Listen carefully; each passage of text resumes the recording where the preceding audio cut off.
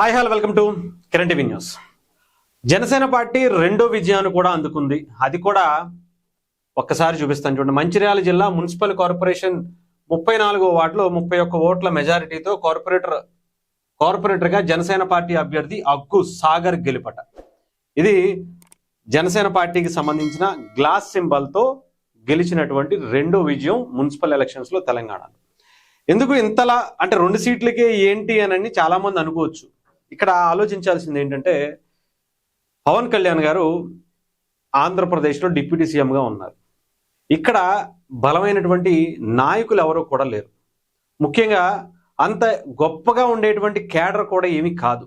కానీ జనాల్లో మాత్రం పవన్ కళ్యాణ్ గారు ఇక్కడ పోటీ చేయాలి అనేటువంటి సంకల్పంతో కొంతమంది ఇక్కడ నాయకులు ఎవరైతే జనసేన పార్టీ అధినేత పవన్ కళ్యాణ్ గారిని తెలంగాణ వ్యతిరేకంగా చిత్రీకరించేటువంటి ఈ టైంలో ఇలాంటివి విజయాలు పవన్ కళ్యాణ్ గారి ఉనికినే కాదు, ఆయన మీద తెలంగాణకు ఉన్నటువంటి ప్రేమను చాటుతుంది. అలాగే ఆయన మీద తెలంగాణ ప్రజలకు ఉండేటువంటి ప్రేమను కూడా చూపిస్తుంది అనేటువంటిది కనిపిస్తూ ఉంది.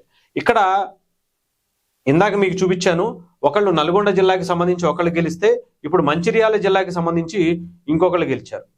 ఎందుకు ఇంతలా చెప్పుకోవాల్సి వస్తుంది అంటే, ఇది జనసేన పార్టీ అనేది సింగిల్ గా ఇక్కడ నిలబడింది. పెద్ద పెద్ద పార్టీలు ఇక్కడ తెలంగాణలో పోటీ చేయటానికి కూడా భయపడేటువంటి ఈ టైంలో తెలంగాణలో ఒంటరిగా వచ్చి పెద్ద పార్టీలకు, అంటే ముఖ్యంగా ఇక్కడ అధికార పార్టీ కాంగ్రెస్ పార్టీ, ప్రతిపక్ష పాత్రగా ఉన్నటువంటి బీఆర్ఎస్ పార్టీ, ఇంకొక బలమైనటువంటి పార్టీ బీజేపీ పార్టీని, ఈ 3 పార్టీలకి ధీటుగా జనసేన పార్టీ నిలబడడం అనేది కూడా చాలా ధైర్యం అనే చెప్పాలి. ఎందుకంటే అంత ఈజీ కాదు. సింగిల్గా వస్తాం, మా సింహంగా వస్తాం అని చెప్పేటువంటి మాటలు కాదు. ఇక్కడ చేతల్లో గ్రౌండ్ లెవెల్లో, అంటే మున్సిపాలిటీ కావచ్చు, పంచాయతీ ఎలక్షన్స్ గ్రౌండ్ లెవెల్లో జరిగేటువంటివి చాలా రాజకీయాలు జరుగుతాయి. ఇండిపెండెంట్ క్యాండిడేట్లు ఉంటారు. వీళ్ళందరిలో తట్టుకుని నిలబడటం అంటే అంత ఆషామాషి కాదు. ఓటుకి 3,000 నుంచి 5,000 వరకు పలుకుతున్నటువంటి ఈ టైంలో రూపాయి కూడా పంచకుండా, మార్క్ మై వర్డ్స్, ఒక్క రూపాయి పంచకుండా 36 ఓట్లు, 40 ఓట్లు, లేదా అంతకుముందు 60 ఓట్లు, అంటే దాదాపు ఒక వార్డుకు వచ్చేటప్పటికి 1000, 2000, 3000 వార్డులు 3000 ఓట్లు ఉంటాయి. దాంట్లో అందరినీ చీల్చుకుంటూ 30 ఓట్లతోనూ 40 ఓట్లతోనూ, అంటే 500 ఓట్లు 400 ఓట్లతో గెలవటం అంటే ఆషామాషి విషయం కాదు. ఆలోచించుకోవాలి. ఒక్క రూపాయి పంచకుండా, ఒక్క రూపాయి ఎక్కడా కూడా బీరికి బిర్యానీలకి ఇవ్వకుండా ఇలా జనసేన గెలిచింది అంటే చాలా చాలా గ్రేట్. ఇక్కడ ఇంకొకటి కూడా ఇందాక కూడా చెప్పాను, మళ్ళీ చెప్తున్నా. జనసేన పార్టీ ఎవరి మీద ప్రభావం చూపించిందంటే బీజేపీ పార్టీకి ఒక రేంజ్లో చుక్కలు చూపించిందని చెప్పాలి. నిజంగా చెప్పాలంటే ఇప్పుడున్నటువంటి ఏవైతే ఎలక్షన్స్లో ఉన్నాయో, బీఆర్ఎస్ పార్టీ లేదా కాంగ్రెస్ పార్టీ మొదటి స్థానంలో ఉంది, తర్వాత బీఆర్ఎస్ పార్టీ ఉంది, మూడో స్థానంలో జనసేన పార్టీకి ఉండేటువంటి బలాన్ని నిరూపించుకుంటూ చూపించుకుంటున్నటువంటి పరిస్థితి కనిపించింది. చాలా చోట్ల బీఆర్ఎస్ పార్టీ కన్నా ఎక్కువ ఓట్లు వచ్చినటువంటి సందర్భాలు కూడా కనిపిస్తున్నాయి. ఇంకా కాంగ్రెస్ పార్టీ కన్నా కూడా ఎక్కువ ఓట్లు వచ్చినటువంటి పరిస్థితులు కూడా కనిపించాయి. అంటే 2వ ప్లేస్లో 3వ ప్లేస్లో చాలా కాన్స్టిట్యున్సీల్లో, చాలా మున్సిపాలిటీ వార్డులు కౌన్సిల్స్లో, వీటిల్లో కావచ్చు, జనసేన పార్టీ ఏవైతే ఇక్కడ ఉండేటువంటి పెద్ద పెద్ద పార్టీలకు సంబంధించి ధీటుగా ఓట్లను సాధించాయి. అంటే బీఆర్ఎస్ పార్టీ కూడా ఇంకా కొన్ని నేను చూశాను, అవి చూస్తే నాకే ఆశ్చర్యం అనిపించింది. జనసేన పార్టీకి 500, 600 ఓట్లు పడితే మిగతా బీజేపీ పార్టీకి 90 ఓట్లు, 20 ఓట్లు, 40 ఓట్లతోనూ సరిపెట్టుకున్నటువంటివి. బీఆర్ఎస్ పార్టీకి 250 ఓట్లు వస్తే జనసేన పార్టీకి 350 ఓట్లు వచ్చినటువంటి పరిస్థితులు కనిపించాయి. నిజంగా ఇది ఆషామాషి విషయం కాదు. ఒక్క రూపాయి పంచకుండా ఎంతలా జనసేన పార్టీ 336 స్థానాల్లో పోటీ చేసి దాంట్లో ఆల్మోస్ట్ చాలా బలంగా చూపించినటువంటి పరిస్థితి కనిపించిందంటే చిన్న విషయం కాదు. ఆలోచించుకోవాల్సిందే. ఎవరైతే తెలంగాణ వ్యతిరేకిగా చిత్రీకరించాలనేటువంటి ప్రయత్నం చేసినటువంటి మంత్రి కోమటిరెడ్డి వెంకటరెడ్డి గారి ఇలాకాలో, వాళ్ళ జిల్లాని శాసిస్తున్నటువంటి వాళ్ళ కుటుంబం అంతా కూడా వాళ్ళ ఇలాకాలో జనసేన పార్టీ మొదటి గెలుపునందుకుంది.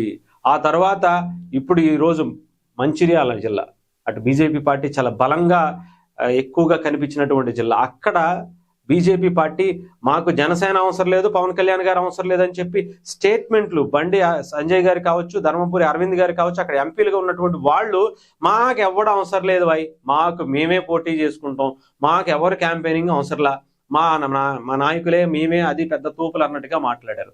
ఇక్కడ చూస్తే ఎందుకు మోదీ గారు ఇక్కడ కలుపుకుని వెళ్ళండి అని చెప్పారు అనేది ఈసారి ఇక్కడ ఉన్నటువంటి నాయకులకు తెలిసేలా ఇక్కడ ఒక చంపపెట్టుగా ఇక్కడ ఉండేటువంటి ప్రజలు ఇచ్చినటువంటి తీర్పుగా మనకు కనిపిస్తా ఉంది.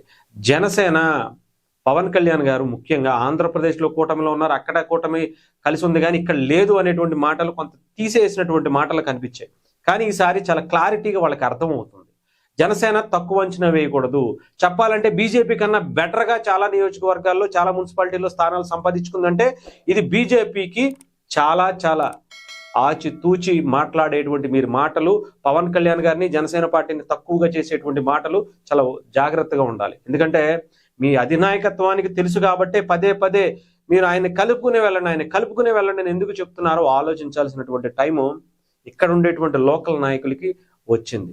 అంతేగాని ప్రతిసారి పవన్ కళ్యాణ్ గారిని తక్కువ అంచనా వేస్తే ఎలాంటి రిజల్ట్ వస్తుందో ఈసారి తెలుసుకోండి. ఎందుకని తమిళనాడు ఎలక్షన్స్ ఉంటే అక్కడికి పంపిస్తున్నారు, కర్ణాటక ఎలక్షన్స్ ఉంటే ఎందుకు పవన్ కళ్యాణ్ గారిని పంపిస్తున్నారు, మహారాష్ట్రలో పవన్ కళ్యాణ్ గారికి సంబంధించినటువంటి ఆయన ప్రచారం చేస్తే ఎలాంటి రిజల్ట్ వచ్చింది, ఇప్పటి వరకు బీజేపీ గెలవనటువంటి స్థానాల్లో కూడా ఎలా గెలిచింది అనేది ఈసారి మీరు మనసులో గుర్తు పెట్టుకుని జనసేన పార్టీని తెలంగాణలో మాకు అవసరం లేదనుకునేటువంటి ముందు ఒక్కసారి గుర్తుపెట్టుకోండి. ఈసారి జనసేన మీతో కలిసి ఉండుంటే మీరు 2వ స్థానంలోనో 3వ స్థానంలోనో కొన్ని వార్డులు గెలిచేటువంటి పరిస్థితుల్లోనూ ఉండేది. కొన్ని నేను చూస్తే ఇక్కడ కాంగ్రెస్ పార్టీ కనిపించింది, 2వ స్థానంలో బీఆర్ఎస్ పార్టీ కనిపించింది, 3వ స్థానంలో బీజేపీ ఉంటుందని చాలా మంది ఎక్స్పెక్ట్ చేశారు కానీ లేదు.